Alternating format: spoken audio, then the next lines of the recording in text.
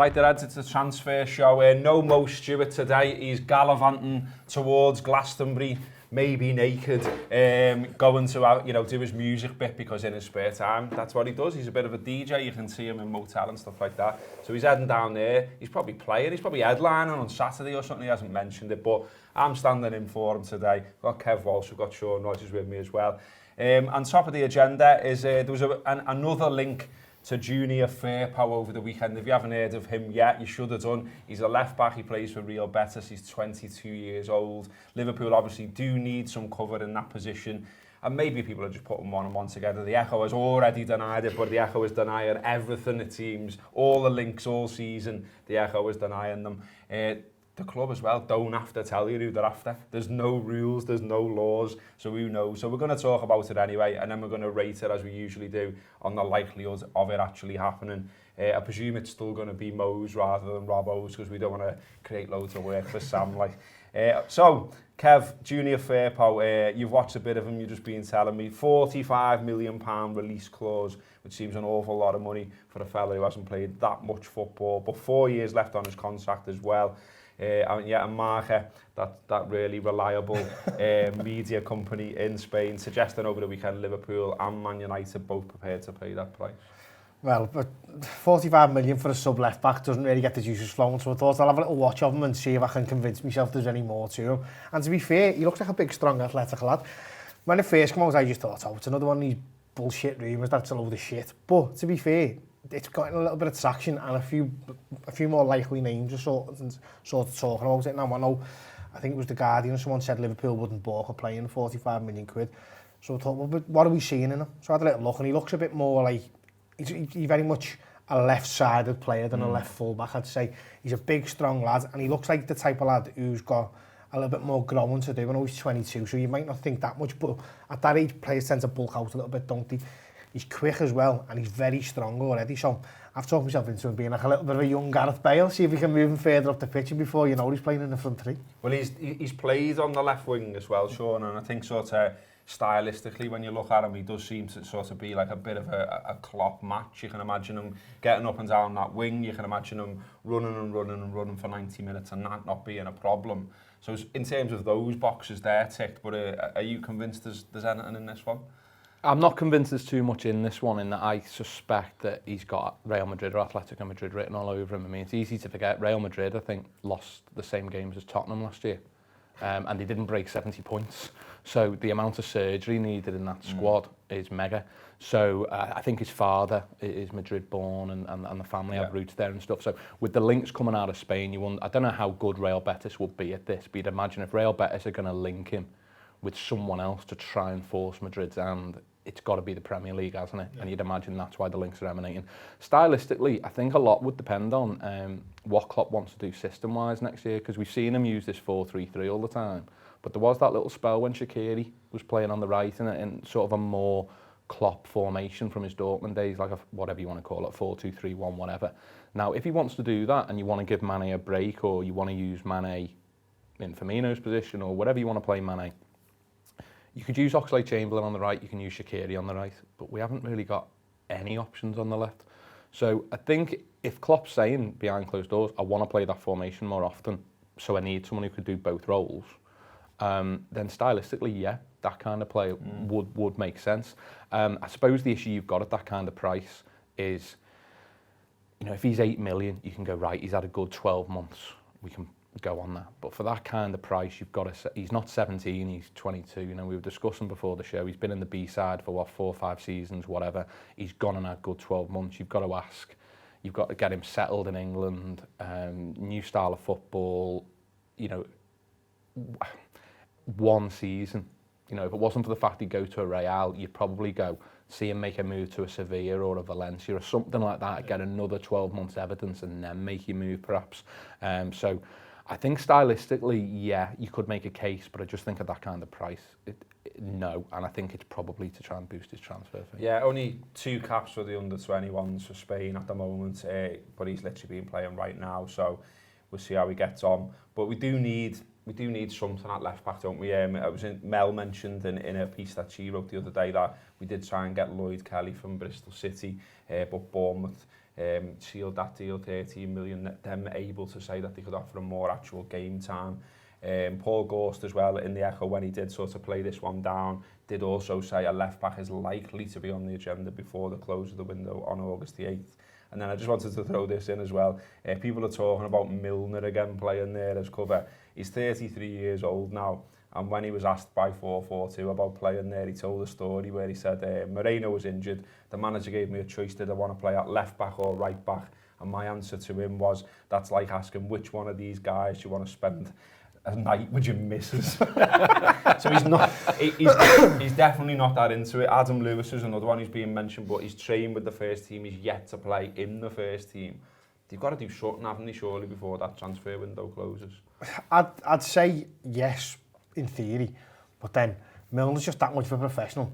He might come out and say that again in the middle of the season, or he might actually come out and say, for fuck's sake, Jürgen, I don't want to play you, and then play man of the match for the next 3 games at left back. So I think if I was Klopp, I'd be looking, if there's someone strong enough like that Lloyd Kelly, you think, get him in, he's cheap really at that money, and you can either develop him and use him ourselves, or if not, sell him for probably twice what we bought him for in 3 years' time and say thanks very much for your service. I think he's probably looking at James Milner and saying, well, listen mate, if you want to play in this team, you'll play there. And deep down he probably knows that.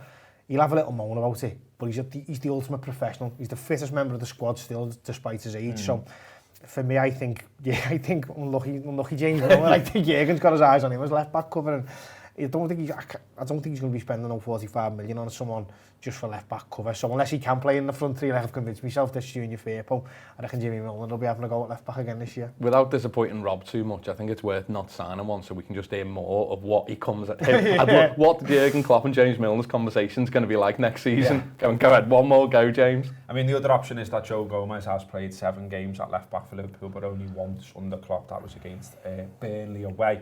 Okay, well, here's Neil Atkinson. He's been looking at Junior Firpo using StatsBomb, who we partnered with this season and this coming season, to look at the sort of dig deep into the stats of the players. So where's Neil? Junior Firpo then, the Firp, as I like to call him. What a guy, what a hero. A player who I literally found out about 3 days ago, although I actually watched Betis at one point last season. I do remember that, but I didn't necessarily remember Firpo himself. I think one of the difficult things in amongst looking at defenders is you have to have a bit of an awareness around style of play, and I think that can make this sort of stuff difficult. If we look at this first radar, for instance, we can see a lot of tackles in there as a fullback at a decent enough little rate. Pressures aren't quite as high as you might expect normally through this sort of stuff. Deep progressions, again, aren't quite as high as you like, but is that his role? Is it not his role? It's quite difficult to tell. He's involved, obviously, he passes the ball very, very well, but does he pass safely? It's difficult to tell. Aerial wins in there as well, looks pretty solid. He is 6 foot tall after all, so we would expect him to be quite good at that, and you get to see him push forward with the ball a little bit. That's 18-19. 17-18, sorry, we can see he's improved markedly on what he was doing then. So that shows that he might well be a player who is going through an ongoing sort of development curve around that sort of stuff. So you've got that one in there as well, if you want to have a little look. And then there's his pressures over the course of the season in La Liga. We can see exactly how busy he is and how much he is sort of down that left-hand side. That's where he is on the flank. Out of 23 90s, it's 275 pressures. Really intense around the edge of his own area, at the edge of the halfway line. Liverpool, you'd expect to be higher than that, and again, that's one of the things that happens here. Liverpool play higher. Robertson is more involved in the final third, so there's Firpo watch. All right, nice one to Neil there. So finally then on Junior Firpo, what are we rating this as a rumour? How likely do you think it is going to happen out of 5 mows? I think I've gone from 1 mo, I'm going to give it 2.5 now, just because it seems to be getting a little bit of traction, and plus, who doesn't want the new Gareth Bale? Sean, how many mows out of 5? I can't really remember the grading scales, but I'm just going to go 1 so to play a bit safe. Yeah, unlikely. Yeah. Okay, I'm with Kev. I'm going to say 2.5 as well, just to annoy Sam again with the graphic. Okay, the next one then, linked over the weekend is Benjamin Bourigeaud. And he is from Rouen. And that's the best fucking French I can do, so don't give me any shit. Been up all night practicing that. He's 25 years old. He's a fella who can play across the midfield. He's played last season in the games he started. He played 9 on left mid, 6 right mid, 5 centre mid, 5 defensive mid, 2 further forward on the left wing and 1 further forward on the right wing. So he's played all over the show. 6 goals and 5 assists last season in League 1. Is a bit more French for you. Expected to cost around 18 million quid, and Sevilla reported to have already had a 12 million pound bid turned down. Liverpool have been linked with him, but it's one of them where it's alongside fucking everyone else. So basically a Spanish publication has claimed that Liverpool, Chelsea, Tottenham, Arsenal and Manchester United are all linked to him. 25 years old, as I've said. Kev, what do you reckon to this one? Again, I had a look at him this morning, and he looks handy, doesn't he? He looks like... It's good on free kicks, isn't it? Yeah, and he takes a good penalty as well. So, yeah, you can't have too many fellas who can take a good penalty. James Milner's done all right out before us, hasn't he? I don't know, he strikes me as the type of player, just because of the options he gives, that Klopp might actually say, yeah, do you know what, I can find a place for you in the squad there, just because he can go left and go right. Whether he's got the quality, a bit of a YouTube video, do you know what I mean? Anyone can look the business card. So I don't know on that, but when you look where he's played and the type of players that Klopp likes to get and then develop into different positions, he might have something on him. 25 for someone who he's never come across my radar before, but I assume he's the same. Yeah. So you'd imagine it's, if he is a real option for us, it's very much someone who've gone, yeah, good, we'll have a little plug on him. And for 18 million quid, it's probably the equivalent of 5 to 10 million a couple of years ago, isn't it? So I'd be surprised if this one comes off, but he can finish a ball, he can beat a man as well, and he's another strong kid, so yeah, there's possibilities, I suppose. J'adore Bourigeaud. Get some good banners out of it, wouldn't you? He ticks a lot of boxes. You wonder with the 2 years left on his contract whether it'd be a very kind of Michael Edwards thing to do to try and line up a deal for next year. You think, from a bargaining position. And also, everyone's kind of assuming, I think, Naby Keita's going to come on and be better. Alex Oxlade-Chamberlain's going to be totally fine, not suffer any problems at all. And, until he gets a real good wallop on the knee, and then you've got all the other ancillary injuries you can pick up, Milner's age, things like that, you probably give them the opportunity and maybe think of next summer in terms of centre mid. But also there's succession planning as well. If Liverpool think he ticks a lot of boxes, he's versatile, 25, European League, you'd expect him to settle better than, say, South American players or whatever, good transfer fee.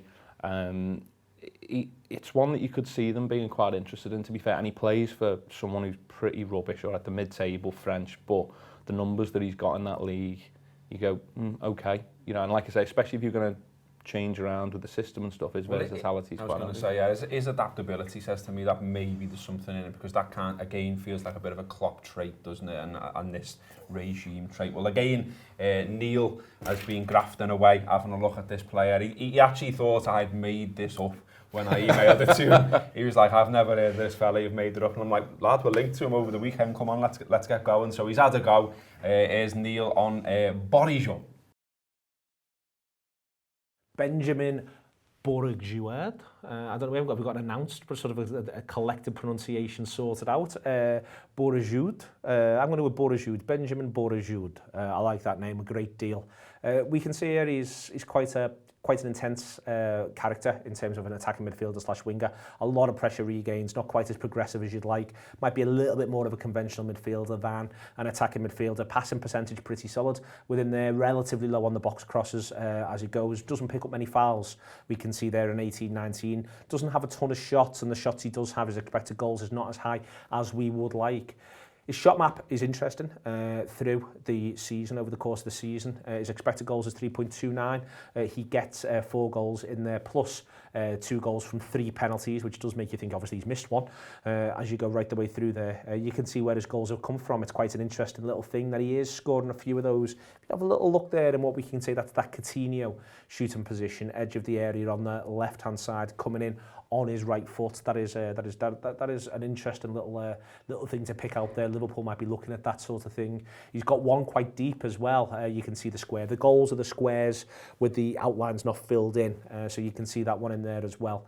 That one is from this season, and that's quite far back on the right-hand side. But there is that little patch of 2 or 3 around the D as you come out towards the left. suspect coming in on his right foot. Then we can look at his radar from the season before. It's quite similar, passing not quite as sharp as you like. Very few turnovers, though, shots on there as well, than XG shots to be really rather the same. It's interesting, though, you know, looking at that from the season before, he gets 10 goals in amongst the off an XG of around sort of 7.75. That means that 2 seasons back-to-back, he's outperformed his expected goals, which is interesting. A couple more from inside the penalty area in 17-18, a couple deep. You can see them right the way through. So there's deep some from the right and some from the left. There's something to think about here is Klopp and his exhortations to Oxlade-Chamberlain to shoot more. It might be that Klopp might want more shots from distance. It would be one of the very few areas that me and our Teutonic genius differ. I'd like fewer shots from areas and from distance. So Benjamin Bourigeaud, that might not be one for me, but he may be well be one for Jurgen Klopp. We'll just keep that in because I enjoyed making a mess of it. Okay, don't know what happened with Neil there, but max headroom, one for the kids there. So we rate this rumour then on Bourigeaud. Are you going magnifique or merd? You know what? There's a new graphic for Sam to do. What, the new mode grading scale, yeah. I'm just going to annoy Sam, and should we just do like 2.66 or something? Just really. No, I'd say we'll go 2 on that. You actually persuaded me that there's something in it, so I'm going to say 3 mows on this one because cheap, versatile, wouldn't mind being in the squad, so I'm saying 3 mows. I'm going to go 3 as well, just because if you're looking at the bench sometimes, you need someone who can play anywhere. James Milner's that player, but if he's already playing left back, we need someone else who can do that, so yeah, throw him in 3. Okay, great stuff. Before we go, I wanted to just ask you both why I've got you here. You know, when we're rating these rumours, when we're thinking about who we might get and where they currently play and something like and all that kind of stuff, do you think, Sean, there's anything into sort of what they've done so far? So what I mean by that is, if we look at the signings that have been made since Klopp's been at the club, 7 have come from Premier League / Championship, so clubs who've just gone down and things like that. So Mane, Wijnaldum, Solanke, Robertson, Oxlade-Chamberlain, Virgil van Dijk and Shaqiri, obviously. We've had 2 from Serie A. Mo Salah and Alisson. Bundesliga, we've had 3, Karius, Klavan, Keita, plus Matip on a free. Ligue 1, we've had Fabinho, and then the Serbia Super League, not sure we can really read too much into that, but that's where we got Grujic from. Does that show any patterns there for you, or is it going to be more around profiling of the person rather than the league they're playing in? Yeah, I think Liverpool are very much obviously going to look at other sides that play in a similar style to ours, because you're looking at how they would then settle into playing and whether they can replicate the form, and that's probably one of the successes. But, you know, the old school Liverpool way, if you remember, people would sign for Liverpool, wouldn't they? And they'd go to Moran or Fagan and go, "What do you want me to do?" And they'd be like, "Bloody hell, lad, we just bought you for £1 million quid. Like, I think you know, don't you?" And it's a lot more technical than that nowadays, but I think they're bringing in people that are thinking at the ground running. I think the other 2 things with that often don't get commented on is they're not just looking at the injury records in the past, like Fekir would be a perfect example, but they've got to look and go, we're going to play like 1 million games this year. It's a really intense league. Liverpool are an intense club for the way they train, the way they want to play. So what's this lad's injury record going to be like? Can he actually do that playing here rather than 34 league games with a mid-season break? And you know what I mean? There's all that kind of thing to come in. And then obviously you've got to see how they settle. And it's interesting when you go through that. Even some of the foreign players they've either come from South America and got used to Firmino in Germany, Fabinho in France. So they've had a bit of a settling in period, or even Salah, who's lived in London. So I think probably it's boring to talk about in the press, isn't it? But a lot of their work, I think, will be trying to do a risk assessment, if you like, for what's their injury record going to be like, how are they going to settle, how are they going to fit into the environment where they live, all that kind of thing. And I think Liverpool, you've seen some of the stuff from Mane, how well Liverpool are doing at that side of things, the stuff you don't hear about, how they help the player settle and everything else. So I think if you were looking for patterns, I think you'd be looking for someone who's very, very athletic, not got a really clean injury record. I think there'll be a lot of clubs here who'll pass a medical on, but they probably don't have the same expectations as what we do. The other thing is, Kev, is that obviously we're in a position of strength, aren't we? So, we look at that and we look for patterns, we try and work out what Liverpool might and might not be doing. The thing is, if someone come in, whoever it is now, there's no need for them to hit the ground running. They can have a bit of a settling period because we've already got a good first team and a good squad. And okay, you've got to prepare for all the eventualities that people are still going about. But, you know, in general, it's not like whoever we buy this summer, it's not going to be like, right, lads, you've got to be 100% from day one. Yeah, I think that would say to me that they're looking more towards the player than where the player's from. Yeah. Even necessarily I don't necessarily think that this team would come from in a style of play, even because, as you say, Fabinho last year plays the first few games or plays his first few games for the club, and people are like, fucking hell, we might have our first dud here. And turns out he's the best player in the world by the end of the season. So I think I think the first question Klopp asks when someone brings him a player is it's common knowledge that he says, what's he like? Not what can he do on the pitch, what's he like? Is he a good lad? And I think that shows when you look at the celebrations from the players when we won the European Cup, of players who, I was looking at them thinking, I'm made up that they're that happy. Kevin Kelleher, obviously he's a young kid, so he's bound to be made up. But Daniel Sturridge, he didn't play in the final, but played his part on the way to it. Shaqiri, again, exactly the same. Lovren missed out on the final, but wasn't sulking. I think the way we've got our players it's very much, I think they probably manage themselves, or police themselves is probably a better way of putting it. So I think the first option when they look at someone is he going to fit in with this squad? Because if not, no one pisses Virgil van Dijk off in his team and gets away with it type of thing. So that's the first thing they look at. And the second thing is he a mouldable prospect? Is he somebody who can say, listen, you're fantastic at what you do, and we'll pay 50 million quid for you, but then we're going to put you in the reserves until Christmas, deal with it. And if he can do that, I think that's the first thing for him. So whether it's Scotland or whether it's Spain or whether it's at the League of Ireland, if they find someone over there, I think they'll go anywhere as long as they've got the right assets. It's exciting times. Who knows who we're going to buy? I quite liked the way it's all a bit cloak and dagger this season from Liverpool. So it's all a big guessing game. And the next guessing game on the Anfield app is going to be literally the transfer request show. If you haven't seen that yet, the idea behind that is you send us potential targets for Liverpool and then we have a chat about them. Kev's on that one as well, so you can get more insight from the man who watches every football match in Make it dead hard, is what we're basically saying. Yeah. If there's some fella knocking around in Israel who's knocking loads of goals in, send that in on Twitter and let's see what Kev says. Just make sure he's got a good YouTube clip for me, please. So yeah, that will all take place on Twitter. There'll be tweets going out about that, so have a look up the Anfield app on Twitter and you'll see all that happening, and then the show will be recorded later this weekend out there. So yeah, nice one. That has been the transfer show. Hope Mo's enjoying himself at Glastonbury. Hope you've enjoyed the show. Stick with the Anfield app. Up the fucking Reds.